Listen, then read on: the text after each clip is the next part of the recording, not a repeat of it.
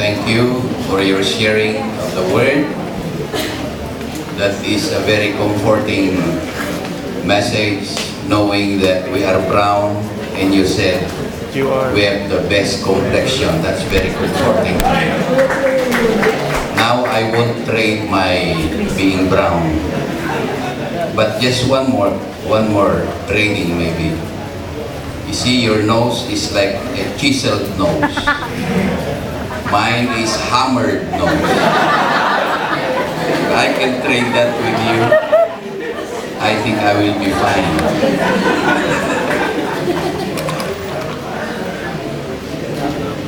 But Pastor Kenneth was saying the program will shift into prayer, and we will be praying for nations and our own churches.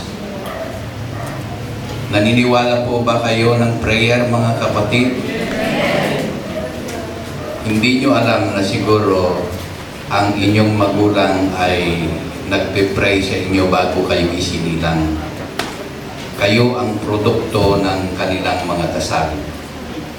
Ako'y naniniwala na marami sa inyong mga parents who had been praying for you even before you were born. Amen po ba? At kayo ang mga tugon ng Diyos sa panalangin nila. Siguro, ang iba sa inyong mga magulang ay nagdarasal sa Panginoon, Lord, gawin mo mabait ang aking maging anak. At kayo nga ang isinilang na mabait na kanilang mga anak. Pero di ko alam yung iba sa inyo. Sana po magpatuloy yung mga dasal. At ngayon, it is your turn to pray for other people. Amen. Siguro, ang dasal ninyo, sana po bigyan nyo ako ng guwapo. Yun siguro ang pray ninyo. Kagaya ni Brother Matayas. Pero ang masaklap doon yung sabi ng tatay niya, kailangan magkaroon ka ng $1 million. Sana kukuha nun, ano? Hindi yun ang ipapanalangin nyo ngayon. Sapagkat sinabi na nila na pinakagwapo raw, pinakamaganda ay yung mga kulay kayo manggi. So bakit kayo maghanap ng pugi? Eh nandito raw mga pugi. Amen. Amen po ba? Hindi sa totoo lang, gwapo ang mga Pilipino. Kahit side view, back view, front view.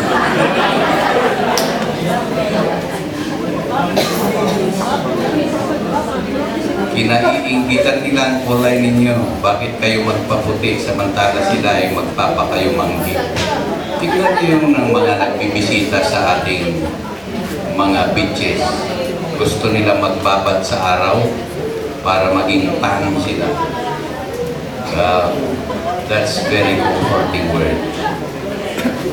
I think, in the flesh. We will ask one of our dear leaders here to lead us in the prayer for the nation, prayer for our local churches. Ilan po ang mga pastor kung wala yung senior pastor niyo, you represent your church? Let me just see your hands.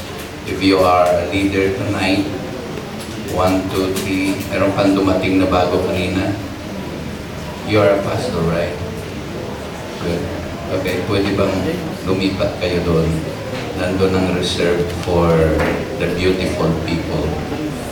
Amen. Meron pa bang mga pastor dito po? Gusto namin kayo makilala. May mga leaders pa ba sa labas? Okay. This way, Pastor Bert will have an idea of what to do before he leads us into prayer. Alam ko ang panalangin, hindi matatawaran. Never. Never. We can move mountain, the Bible says, only if we pray. And we can move the heart of God when we pray. Amen. I believe in that. Ako'y naniniwala. Kung si Jesus ay nag-pray pa, anak pa ng Diyos, sino pa kaya tayo hindi nangangailangan ng prayer? Kung si Jesus made the example to pray, who am I na hindi mag-pray sa Diyos? Kaya lahat po tayo dapat may hinihiling mga bagay na inasam-asam natin sa ating mga puso.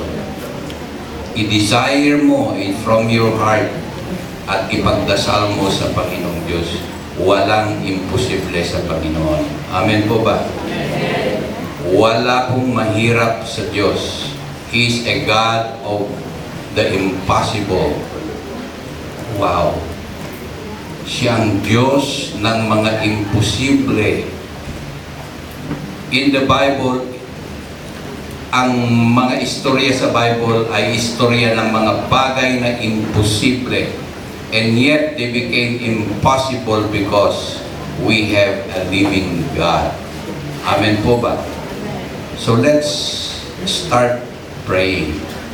Tayo'y magpasimulang manalangin sa Diyos sapagkat He got the whole world in His hand. God has the whole world in His hand. Kung buhay mo ay nasa kamay ng Diyos, walang pangamba. There is no doubt na hindi Kanya masasagot sa iyong mga dasal. Amen. Let's call for Pastor Bert to lead us in prayer. And I don't know how you would arrange that with the rest of the leaders. Pag-pray natin. Okay, we'll just have Pastor Bert. We are so blessed to have Pastor Bert with us tonight. Palakpakan naman natin ang Lord.